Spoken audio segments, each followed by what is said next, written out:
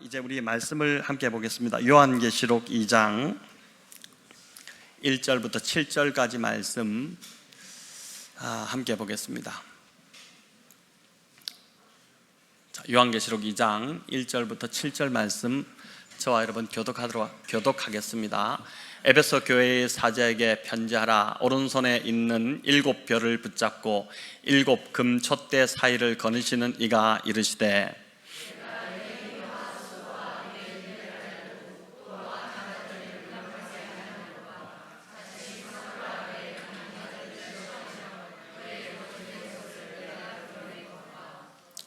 또 내가 참고 내 이름을 위하여 견디고 게으르지 아니한 것을 아노라.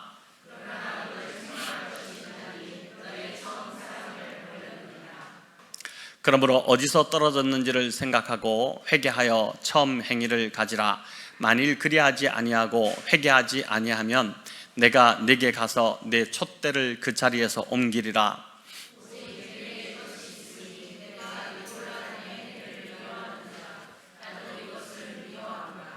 함께 읽겠습니다.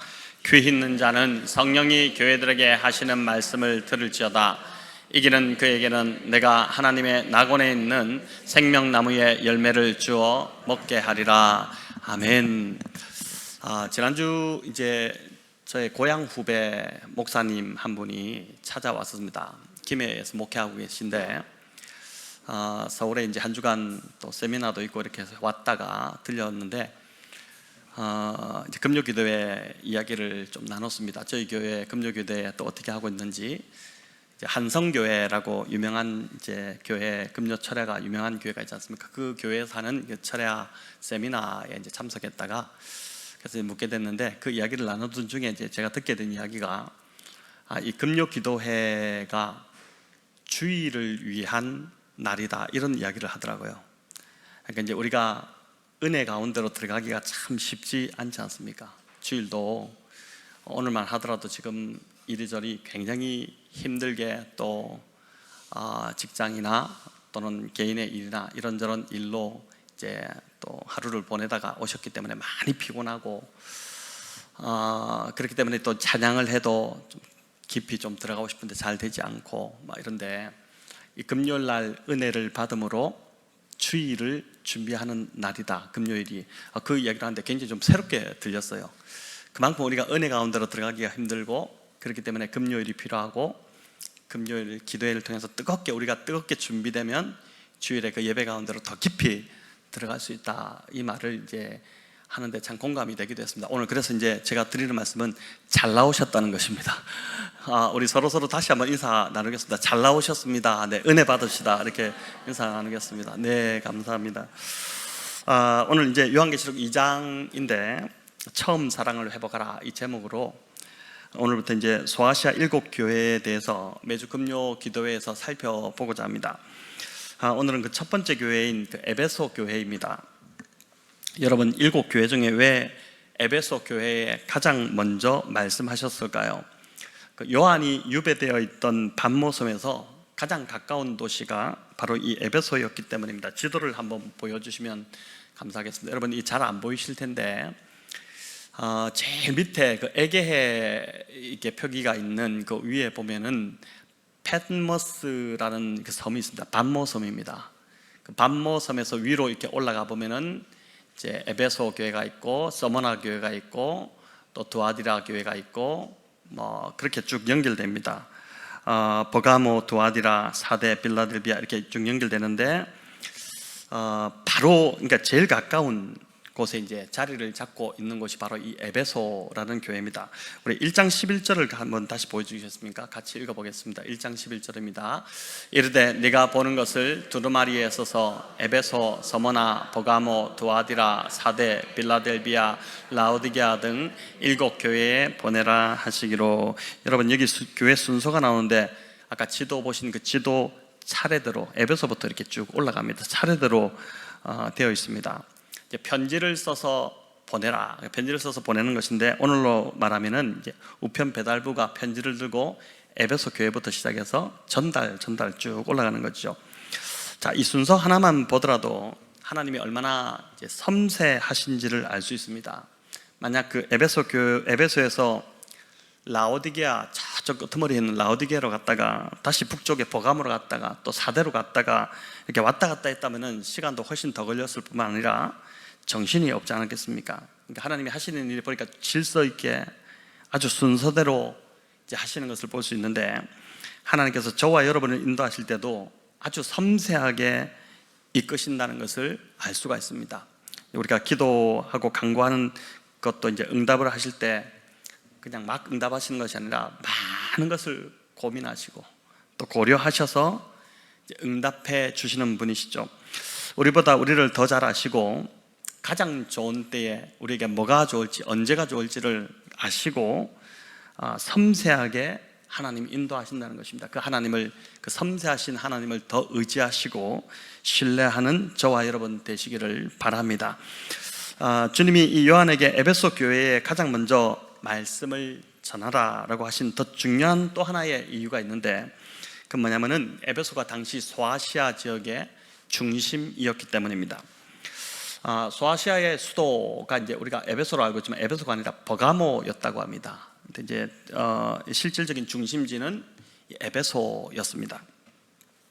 50만 명에 달하는 그 시민이 거주했다고 하고, 굉장히 많은 숫자도 그 당시 인구로 본다면은, 또 에베소는 별명이 있는데 그 뭐냐면 소아시아의 등불이다 이렇게 일컬어졌습니다. 그 지역의 패권 도시로 군림을 했던 것입니다. 무엇보다 에베소에 이제 항구가 있는데 이 항구를 통해서 소아시아로 들어가는 모든 물품 또 사람들이 이 항구를 통해서 이제 들어왔다는 것입니다. 관문과 같은 도시였죠. 또 에베소는 로마 제국의 무역로가 네 곳인데 그 네 곳이 교차하는 지점이 바로 에베소였습니다. 자, 그러다 보니까 에베소는 자연스럽게 문화와 오락이 이제 발달되기 시작하는 그 중심이 되기 시작했습니다. 당시 에베소에는 2만 5천 명을 수용할 수 있는 극장이 있었다고 합니다. 대단하지 않습니까? 오늘도 이런 극장을 찾기가 쉽지 않은데 에베소에 그 당시 1세기 당시에 2만 5천 명을 수용할 수 있는 극장이 있었다는 것이죠. 매년 봄이 되면 고대 그 올림픽과 버금가는 쌍벽을 이루는 화려한 그 스포츠 행사가 여기 이제 에베소에서 이제 개막이 되었는데, 대단한 이제 축제 같은 것이 에베소에서 열린 것입니다. 고린도전서 16장에 보면 바울이 오순절까지 에베소에 머물려고 했다는 이런 내용이 나오는데, 이것도 바로 이런 스포츠 축제 같은 그 행사 때문이었습니다. 우리 한번 말씀을 보여주시기 바랍니다. 같이 읽어볼까요? 내가 오순절까지 에베소에 머물려 함은 내게 광고 유효한 문이 열렸으나 대적하는 자가 많음이라. 자, 여기 광대하고 유효한 문은 바로 이제 이 에베소에서 열렸던 그 스포츠 축제입니다. 이 시기와 오순절이 맞물렸기 때문에 바울이 이제 지중해 전역에서 모여드는 그 많은 순례자들, 구경꾼들에게 복음을 전할 수 있는 너무 좋은 기회라고 생각하고 더 머물려고 했던 것입니다.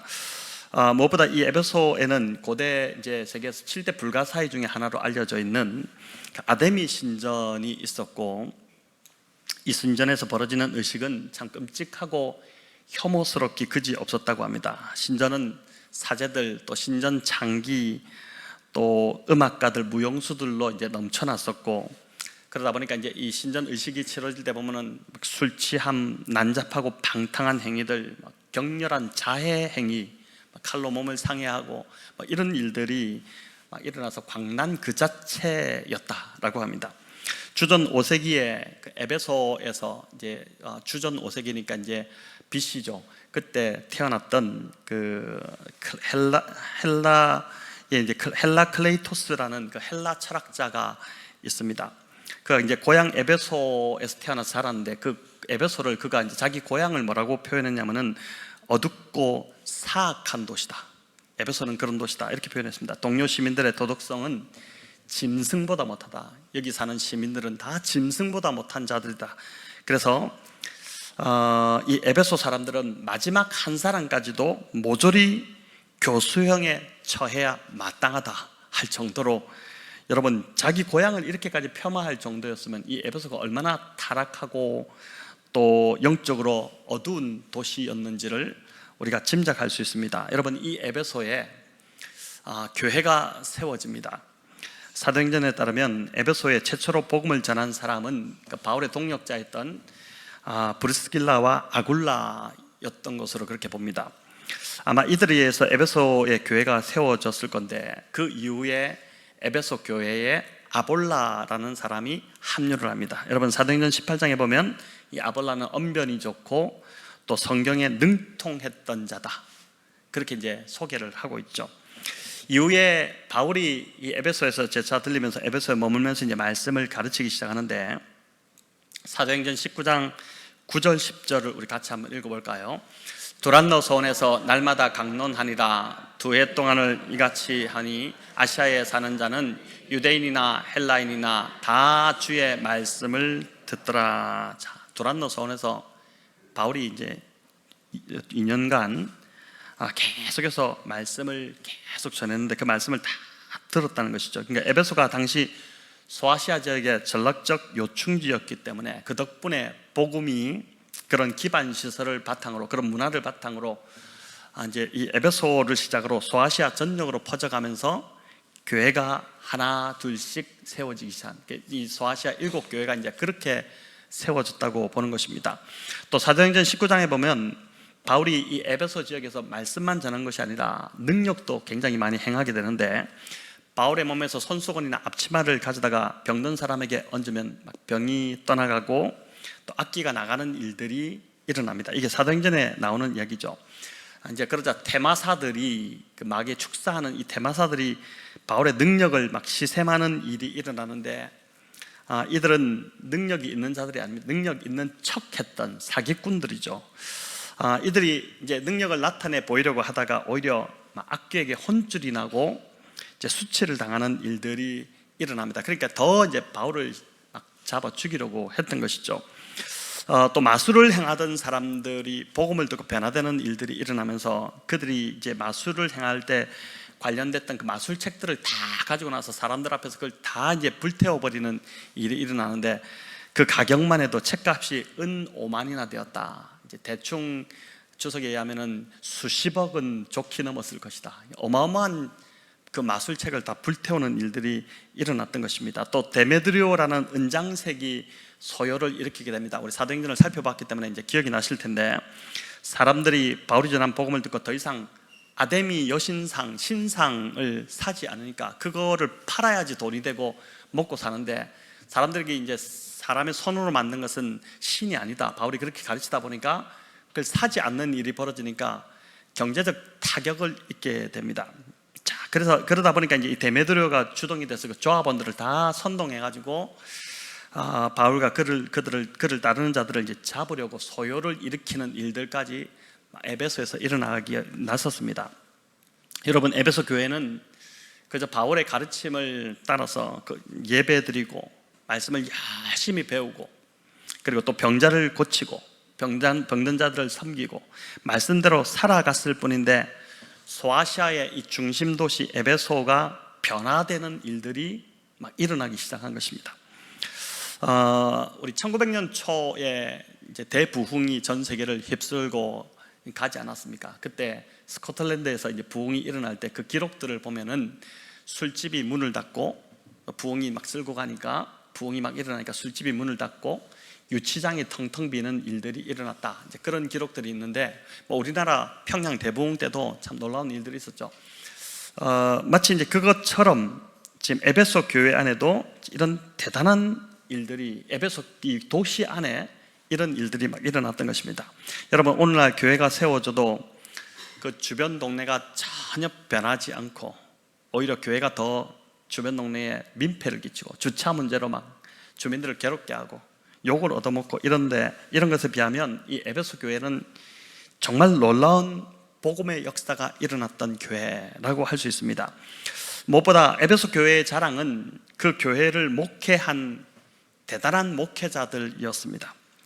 바울이 이제 1대 목사였고, 이어 누가 목회합니까? 바울을 이어서 영적 아들 디모데가 이제 에베소 교회를 목회하게 됩니다. 그리고 또 오네시보로나 두기고 같은 그 충성된 일꾼들이 에베소 교회를 섬겼습니다. 이들에 이어서 이제 이들을 거쳐서 예수님의 제자 요한이 에베소 교회를 목회를 하죠.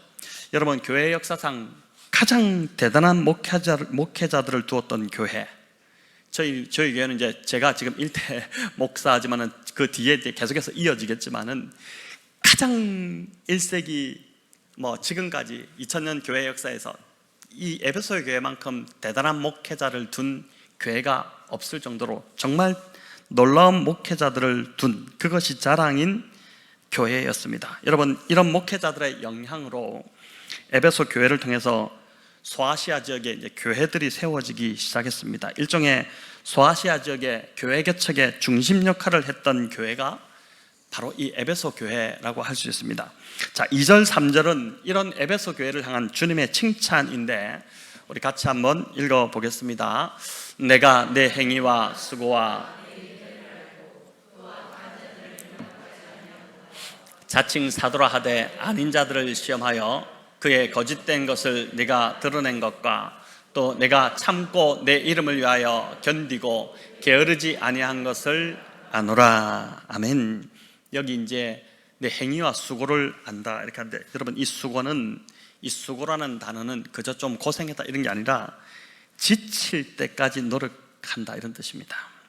대충 하는 것이 아닙니다. 교회를 섬기고 주님을 섬기는데 진짜 전심을 다해 이들이 전심으로 섬겼다 겁니다. 또 에베소 교회는 끊임없는 핍박 가운데서도 신앙이 흔들리지 않고 잘 견뎌냈고, 무엇보다 교회 안에 이 거짓 사도들을 분별해내고 그들과 맞서서 교회를 지켜냈습니다.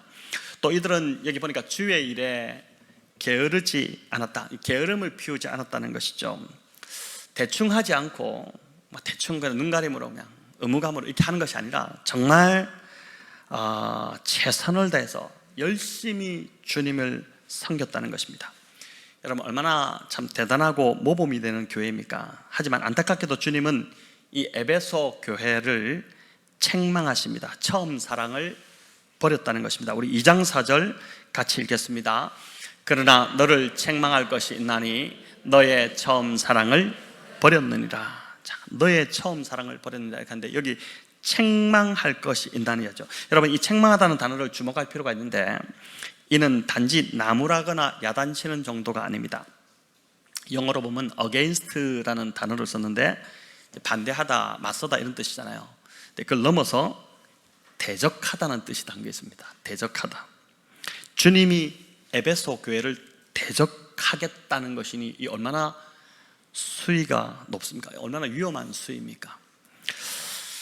여러분, 이 정도 되면은 지금 미루거나 버틸 수 있는 그런 문제가 아닙니다. 시간이 지나면 해결되겠지, 좋아지겠지, 이것도 아닙니다. 지금 이 에베소 교회의 문제는 미루면 안 되고 방치하면 안 되고 빨리 회개하고 돌이켜야 할 문제입니다. 오늘 밤 저와 여러분에게도 주님이 책망하시는 부분이 있을 수 있습니다. 여러분, 이 말씀을 통해서 이 말씀이 곧 나에게 하는 말씀일 수 있습니다. 그렇게 된다면은 성도 여러분, 주님이 우리를 대적하시지 않도록, 이 너무나도 높은 수위의 말씀을 주님이 하신 것이거든요. 어떻게 사랑하는 교회를 주님이 대적하시겠다고 그렇게 표현할 정도입니까? 그렇게 되지 않도록, 그 단계까지 되지 않도록 여러분, 주님의 책망을 가볍게 여기지 마시고 오늘 저녁에 그냥 대충 기도하다 가지고 이렇게 하지 마시고 정말 회개의 자리로 꼭 나아가시기를 바랍니다. 여러분, 에베소 교회가 처음에는 이렇지 않았을 것입니다. 예수님의 사랑에 감격하고 눈물 흘리며 예배 때도 뜨겁고 그렇게 뜨겁게 주님을 만났을 것이고, 그래서 주님을 섬기는 것이 기쁘고 예배도 감격과 설렘이 있었을 것입니다. 하지만 언제부터인가 이 첫사랑이 서서히 식어지기 시작했습니다. 예배도 습관적으로 바뀌고 섬김도 기계적으로 그냥 감동 없이 의무만 남아서 섬기는 모양이 돼버린 것입니다. 어느 때부터 주님을 향한 그 뜨거웠던 헌신이 냉랭한 의무로 대체되어 있었던 것이 에베소 교회에 주님이 말씀하실 때의 현 주소였습니다. 여러분, 대략 시간을 제가 계산해 보니까 에베소 교회가 세워진 때로부터 주님이 말씀하신 이때가 대략 한 40년이 지난 그런 시점에 주님이 이런 책망을 하신 것입니다. 저와 여러분 어떠신 것 같습니까? 저희 교회 처음부터 오신 분도 10년이 아직 안 되셨을 텐데, 혹 요즘 냉랭하게 또 식어버리지 않았습니까? 주님을 사랑하는 마음 없이 그저 의무감으로, 내가 직분자기 때문에 그냥 의무감으로 교회를 또 섬기고 있지는 않습니까? 그렇게 해도 교회는 보니까 별 문제 없이 잘 돌아가고 있는 것처럼 보이니까 그냥 대충 하고 있지 않습니까? 겉으로 보기에는 매주 예배가 잘 드려지는 것 같고 뭔가 화려해 보이기도 하고, 또 교육부서도 보니까 아이들이 막 시끄럽고 막 재밌게 놀고 있는 것 같고 문제가 없어 보입니다. 성도들도 늘고 있고 매년 행사들도 잘하고 있으니까 겉으로 보기에는 별 문제가, 교회가 뭐가 문제 있나 이렇게 보인다는 것입니다. 마치 부부가 의무감으로 결혼 생활을 하는 것과 비슷합니다.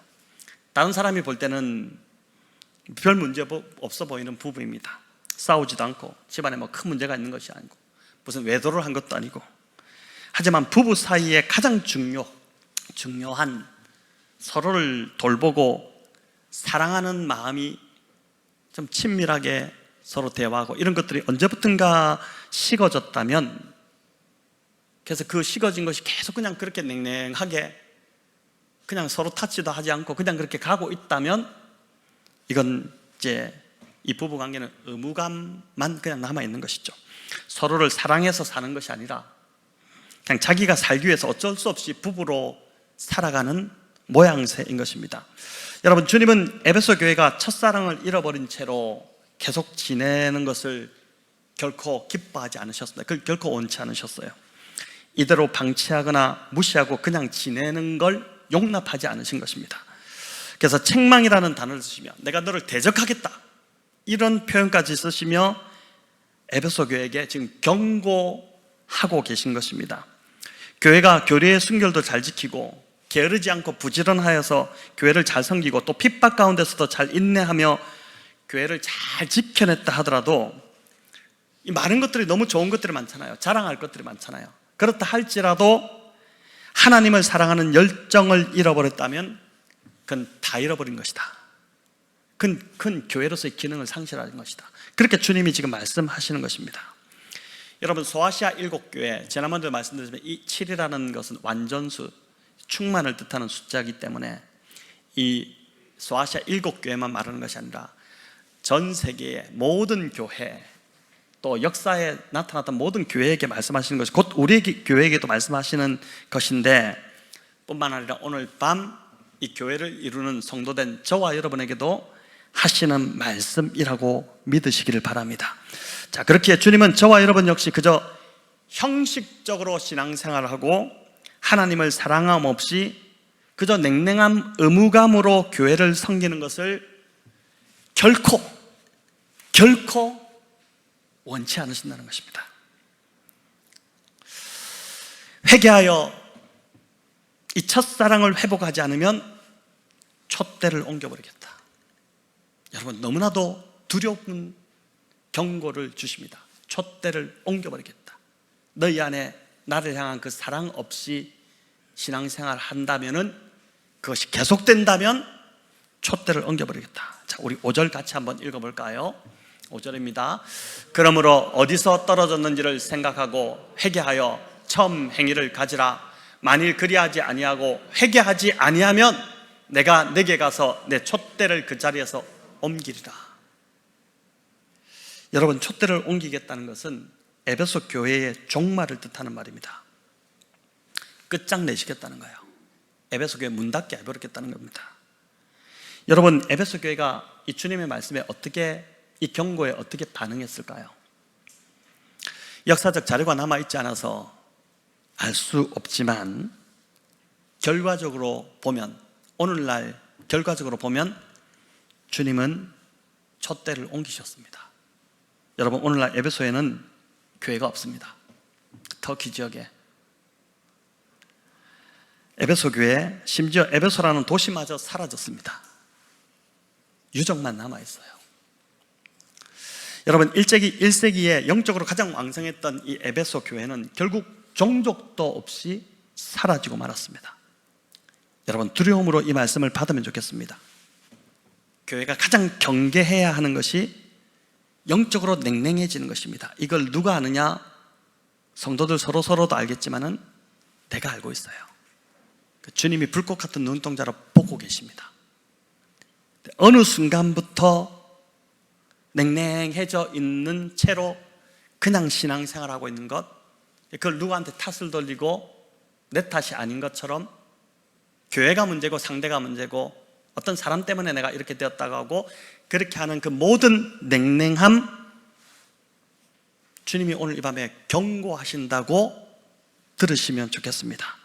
주님을 향한 뜨거운 사랑이 없이 그저 의무감에서 그냥 교회를 나오고 있고 섬기게 될 때 하나님은 그 교회의 촛대를, 그 사람의 촛대를 옮겨버리시겠다고 하시는 것입니다. 여러분, 왜 그럴까요? 하나님을 향한 사랑을 잃어버린 공동체는 더 이상 교회로서의 의미가 없기 때문에 그렇지 않습니까? 하나님을 사랑하는 자들이 모여서 하나님을 찬양하고 하나님을 높이고 하나님을 기뻐하고 하는 것이 그게 교회인데, 그 사랑, 가장 중요한 사랑을 잃어버렸으니 교회됨을 상실해버렸기 때문에 더 이상 이 교회가 빛을 발하지 못하잖아요. 그러니까 그 촛대를 괜히 소모하지 않고 그냥 옮겨버리시겠다고 말씀하시는 것입니다. 하나님을 향한 사랑을 잃어버린 공동체는 교회로 더 이상 인정하시지 않겠다는 것입니다. 여러분, 하나님 입장에서도 보면은 하나님 사랑하지도 않은데 의무감으로 나와서 겨우 막 섬기고 이러면은 얼마나 불편하고 부담스럽겠어요. 목사로서 저도 우리 성도님들 뭐 이렇게 부탁하고 또 섬기는 걸 이렇게 할 때도 참 이게 어떤 분은 정말 이렇게 기쁨으로 또 부탁을 하시죠. 어떤 분은 주저되기도 하거든요. 근데 그걸 억지로 부담스럽게 이렇게 하면은 저도 부담스러운데 우리 주님이 얼마나 불편하고 부담스러우시겠어요? 그렇게 하실 이유가 없잖아요, 주님은. 자, 여러분, 그럼 에베소 교회는 왜 첫사랑을 잃어버렸을까? 왜 이런 책망을 받고 있을까? 너무 대단했던 교회잖아요. 1세기 중심이 됐던 교회잖아요. 설명드렸잖아요. 박해를 견디기가 너무 힘들었던 것일까요? 아니면 교회 내에 들어온 이 거짓 사도와 맞서 고군분투하다가 그냥 막 기진맥진 했던 것일까요? 아니면 교회를 너무 열심히 섬겨서 지쳐버린 것일까요? 아마 모든 것이 다 해당될 것입니다. 여러분, 겉으로 보기에는 문제가 없습니다. 에베소 교회는 신학적으로 정통했고 교리적으로 순결했으며 교회의 장로들, 일꾼들을 잘 세워 제도적으로도 굉장히 세련된 교회였습니다. 그러니 교회 안에 들어온 거짓 사도들을 분별하는 능력이 있었죠. 사도들, 거짓 사도들 함부로 건드릴 수 없잖아요. 내가 예루살렘에서 온 사도다 이러면 누가 감히 건드리겠습니까? 근데 그 사도들을 분별해내는 그 능력이, 진리의 능력이 그들 안에 담겨 있었다는 것입니다. 그러니까 대적하고 쫓아내기도 했던 것이죠. 여러분, 오늘날 교회도 마찬가지입니다. 교회가 커지고 제도가 갖추어지고 또 시간이 지날수록 목회자들도 목회가 점점 더 전문적이 되고 조직도 갖추어지게 되면 교회가 든든히 잘 서가는 것 같이 보입니다. 그러나 바로 그 순간이, 저도 이 본문을 묵상하면서 저에게 주시는 경고인 것 같아요. 하나님이 저에게 책망하시는 것 같아요. 바로 그 순간이, 교회가 잘 그냥 가만히 놔둬도 잘 굴러가는 것 같이 느껴지는 그 순간이 교회의 등불이 꺼질 수 있는 때임을 기억하라는 것입니다. 하나님과의 사랑의 교제와 관계없이도 교회가 문제없이 잘 되기 시작한다면 여러분, 그건 굉장히 위험한 신호라는 것입니다. 교회의 타락은, 여러분, 교회의 타락은 다른 어떤 죄가 들어와서라기보다는 무엇보다 주님을 향한 사랑이 식어지는 것에서부터 교회의 타락은 시작하는 것입니다. 주님을 향한 사랑이 성도들 안에서 그 사랑이 식어지고 예배의 간격이 사라지고 냉랭해지고 그러면서 비판하고 불만하고 이런 것들이 시작되기 시작하면 그때부터 교회는 타락하기 시작한다는 것이죠. 여러분, 사실 이 문제는 교회 문제만의 문제가 아니라 신앙의 궁극적인 문제입니다. 많은 성도들이 혼란스러워하는 부분이 있습니다. 기도도 열심히 하고 또 큐티도 하고 또 교회 봉사도 열심히 하는데 왜 내 삶은 계속 어렵게 느껴질까? 왜 내 삶은 좀 더 나아지지 않을까? 계속 힘들까? 이런 고민으로 오늘 아마 이 자리에 또 앉아 계신 분들도 있을 것입니다. 어떤 분은 힘들어서 막 새벽기도에 나오기도 하고, 새벽기도 나오면 뭔가 좀 문제가 해결되거나 또 삶이 나아질 것처럼 해서 나오지만은 나아지는 것 같지 않아서 오히려 더 혼란스러워하는 분들이 있습니다. 하나님은 왜 이렇게 나만 힘들게 하실까? 이런 혼란이 있는 것입니다. 왜 내 삶은 나아지지 않을까요? 왜 어려움이 계속 있는 걸까요? 왜 힘이 드는 걸까요? 여러분, 오늘 에베소 교회를 향한 주님의 이 책망 속에 그 답이 있습니다. 한마디로 우리 삶의 목표, 살아가야 할 이유, 추구하는 바가 잘못 설정되어 있기 때문입니다. 하나님을 사랑하고 그 사랑 안에 거하는 것이 저와 여러분의 삶의 목표가 신앙의 목표가 되어야 하는데 어느 순간부터 하나님이 주시는 그 축복을 더 사랑하고 그 축복이 삶의 목표가 되어버렸다는 것입니다. 처음부터 그러지는 않았어요. 처음 주님을 만나고 뜨겁게 주님을 만났을 때 그렇지 않았는데 이게 어느 순간부터인가 주의 일을 하면서도 또 자신이 영광받기를 원하고 자꾸 그렇게 하나님의 영광을 돌려야 될 자가 자기가 영광받는 그 일들이 일어나기 시작하는 것입니다. 여러분, 크리스마스 때 선물 없이 아빠와 보내는 걸 원하냐?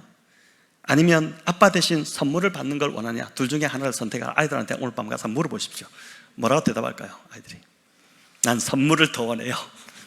이렇게 할까요? 마치 그런 대답처럼 우리가 그렇게 지금 하고 있다는 것입니다.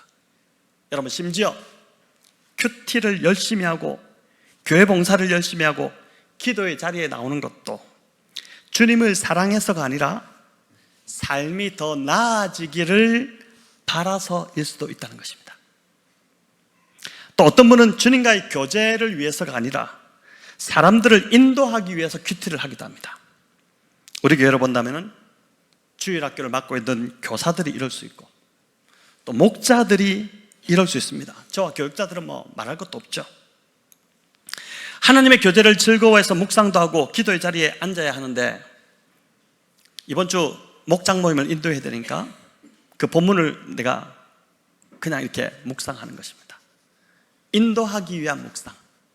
말씀이 내 안에서 나를 때려서 내가 그 말씀에서 녹아지고 내가 변화되어지고 눈물 흘리고 하나님 앞에 회개하고 그런 말씀으로 내가 받아야 되는데 단지 그 자리에 가서 인도하기 위해서 묵상을 할 수 있다는 것입니다. 여러분, 이런 삶을 계속 방치하게 되면 주님을 향한 사랑이 점점 식어지게 됩니다. 누구 탓하지 마세요. 다른 사람 때문에 이런 건 아닙니다. 내가 이거를 방치한 것입니다. 주님이 계속해서 경고하셨음에도 불구하고 내가 방치한 것입니다. 교회의 타락뿐만 아니라 성도의 타락 역시 주님을 향한 사랑이 식어지는 것에서 시작된다는 것을 오늘 밤 반드시 기억하시기를 바랍니다. 여러분, 삶이 힘들 때 기도하러 나오는 것 당연한 일이죠. 자식이 말을 안 들을 때, 또 직장에서 어려움이 있을 때 기도하러 나옵니다. 하나님을 구하고 찾고 두드리는 자에게 응답해 주시는 하나님이시죠. 하지만 우리의 기도의 간구가 그저 내 문제 해결되고 삶이 형통하게 되고 인생이 잘 되고 더 나은 축복을 받고자 하는 것이 전부라면 그 삶은 굉장히 허무해지고 절대 만족함이 없을 것입니다. 오늘날 그리스도인들 안에서도 보니까 형통한 삶이 완전 우상이 되어버렸어요. 얼마나 형통을 바라는지. 여러분, 별탈없고 원하는 바가 다 이루어지고 좋은 일만 자꾸 생겨나고 병 걸리지 않고 건강하고 이 형통한 사람 얼마나 부럽고 좋습니까? 그런데 성경이 형통을 추구하라고 말하지 않습니다. 그건 하나님을 믿는 가운데 따라오는 하나의 결과이지. 성경은 우리에게 거룩한 삶을 추구할 것을 말씀하시죠. 여러분, 형통을 구하는 기도 참 많이 하는데 오히려 우리를 혼란스럽게 할 뿐이에요. 삶은 우리가 살아봐서 알지만 형통하지 않을 때가 사실 더 많습니다. 지난 한 주만 해도 얼마나 형통하지 않지 않았습니까? 우리 형통 안 했지 않습니까? 되게 힘들었잖아요. 저도 한 주간 되게 힘들다. 장로님 한숨을 이렇게 길게 쓰시는데 많이 형통하지 않았던 것 같은 그렇잖아요.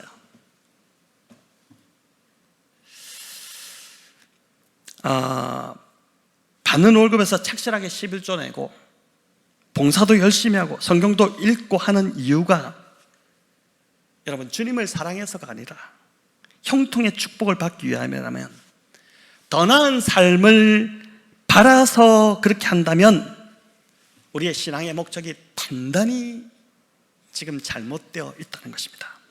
이런 사람은 일이 잘 풀릴 때는 겉으로 뭐라 하냐면 하나님이 하셨습니다 하고 하나님을 찬양합니다 이렇게 하지만 속으로는 그래도 내가 열심히 했기 때문에 그렇지 라고 생각합니다. 반대로 일이 잘 풀리지 않을 때는 어떻게 생각하는 줄 아세요? 겉으로 뭐라 하는 줄 압니까? 하나님이 그래도 합력하여 선을 이루어 주실 거다, 그런 주님을 신뢰합니다 이렇게 말하면서도 속으로는 내가 지금 뭘 잘못한 것이지, 내가 지금 뭐가 잘못된 것이지, 내가 무슨 죄를 지은 것이지, 이런 궁금증, 불안함이 떠나지 않는다는 것입니다. 여러분, 우리의 모습이 이번 한 주도 이럴 때가 참 많지 않았습니까? 여러분, 내가 뭘 잘못한 것이 아니라 방향을 잘못 잡은 것입니다. 그러니까 주님이 주시는 축복이 아닌, 그러니까 더 나은 삶의 목적이 아닌 주님 자신을 사랑하는 것이 저와 여러분의 신앙과 삶의 목적과 이유가 되어야 한다는 것입니다. 여러분, 에베소 교회가 이것을 잃어버렸어요. 여러분, 이게 회복돼야지 우리 삶은 참된 만족이 있고 어떤 상황에서도 기쁨이 있다는 것입니다. 여러분, 신앙을 하는 이유, 하나님을 믿는 그 이유가 나의 자녀도 성공도 형통도 아닌 주님이 될 때 우리는 성공하지 못해도, 또 자녀가 여전히 속을 썩여도, 또 형통하지 못해도 우리는 주님으로 인해 기뻐할 수 있고 만족해할 수 있다. 그게 하박국의 고백이지 않습니까? 여러분, 첫사랑을 잃어버린 이 에베소 교회에 주신 주님의 처방, 주님이 그냥 지적만 하고 경고만 하고 끝난 것이 아니라 처방을 함께 주셨죠. 그러니까 좋지 않습니까? 그게 주님이 좋으신 것이죠. 처방을 함께 주시는데 그 처방은 뭐냐면은 어디서 떨어졌는지를 생각하고 회개하라. 어디서 떨어졌는지를 생각하고 회개하라. 내가 언제부터 주님과의 친밀감이 이게 좀 뭔가 흐려지고, 언제부터 내가 이렇게 예배 시간에도 냉랭해지고, 언제부터 주님을 사랑함이 이렇게 그냥 서먹서먹해졌는가? 언제부터 내가 주님과의 친밀한 그 관계보다 나의 사회적 경력과 성공과 또 경제적 안정을 더 추구했는지, 더 나은 삶을 추구하기 시작했는지를 생각해보라. 어디서 떨어졌는지를 분명하게 생각해보라. 그렇게 말하고, 그리고 중요한 것은 회개해야 한다는 것입니다. 회개해야 한다. 여러분, 그저 회개는 잘못했다고 뉘우치는 수준이 아니죠. 후회하고 있는, 그냥 그렇게 있는 것이 아니라 주님과의 친밀한 교제를 최우선 과제로 다시 삶을 재조정해야 된다. 이거 하지 않으면 촛대를 옮길 수 있다. 그 경고를 주시는 것입니다. 여러분, 안식이라는 유명한 책, 제가 교회도 소개하고 있지만 이 책을 쓰신 신학자 마르바던이 있습니다. 장애를 많이 갖고 있는 여성분이죠. 마르바던이 이 요한계시록 이 에베소 교회를 이제 좀 나름 이렇게 글로 적은 것을 제가 읽어보니까 그 중에 이제 뭐라고 얘기하냐면은 사랑은, 이 하나님과의 사랑은 양분이 공급될 때 자라난다, 이런 표현이었어요. 참 너무 좋은 표현이었습니다. 하나님과의 사랑은 양분이 공급될 때 그냥 자라지 않는다는 것입니다. 양분을 주어야 된다는 거예요. 결혼 생활도 여러분, 부부가 서로 노력해야지 더 풍성한 결혼을 유지하듯이 하나님과의 사랑도 훈련이 필요하다는 것입니다. 그게 뭐냐면은 바로 묵상이고 기도의 자리에 나온 것이고, 아무것도 안 하고 감나무에서 감이 떨어지도록 감나무 밑에서 입을 딱 벌리고 기다리는 것이, 그게 사랑이 아니라 양분을 주어야 된다는 거예요. 여러분, 그냥 더 나은 삶, 더 나은 축복, 형통한 삶을 얻기 위해서 기도하고 묵상하는 것이 아니라 주님과의 더 깊은 관계로 가고자 노력을 해야 한다는 것입니다. 여러분, 그런데 재밌는 것, 이분이 자기 경험으로 이렇게 적었는데 이게 참 도전이 됐는데, 재밌는 건 하나님과의 그 사랑의 양분을 빼앗아가는 큰 요인이 있는데, 그게 뭐냐면은 바로 자기에게만 집중하고 자기를 사랑하는 것이다. 자기에게 집중하고 자기를 사랑하는 것이다. 여러분, 이분이 몸에 장애가 있다 보니까 늘 건강에 신경이 쓰이는 분이죠. 여러 장애가 있거든요. 눈도 잘 안 보이고 귀도 잘 안 들리고 또 잘 걷지도 못하고 있는데, 한 번은 다리뼈에 문제가 생긴 것입니다. 그걸 너무 신경 쓰다 보니까 주님과의 관계가 확 식어버리더랍니다. 어느 날 보니까 깜짝 놀랄 정도로 너무 자기 몸에 신경 쓰다 보니까 주님과의 관계가 확 식어버렸다는 거예요. 여러분, 정말 그렇습니다. 우리는 영혼과 육체가 분리되어 있잖아요. 헬라 철학자들이 이야기하는 소리고, 우리는 하나도 되었습니다. 근데 영이 먼저입니다. 영혼이 잘 되어야지 범사가 잘 되기 시작. 우리 몸도 건강해지고 더 활력을 얻게 됩니다. 여러분, 주님과의 관계에서, 그 사랑의 관계 안에서 영혼이 잘 되는 것, 그게 우선이라는 것입니다. 누군가가 그런 이야기를 하죠. 하나님이 주신 몸을 아끼고 왜 이렇게 그거 아끼고 있냐, 다 달아 없어질 때까지 다 쏘고 소진해가지고 주님 앞에 가야지, 그 아껴서 주님 앞에 가서 무슨 책망 들으려고 그러냐, 그 이야기 하잖아요.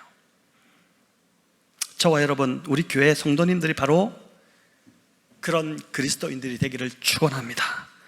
회개하지 않고 돌이키지 않으면 하나님이 촛대를 옮기신다는 것을 여러분 정말 이 경고로 좀 받아들이시면 좋겠어요. 7절은 이기는 자에게 주시는 약속인데, 마지막으로 우리 같이 읽겠습니다.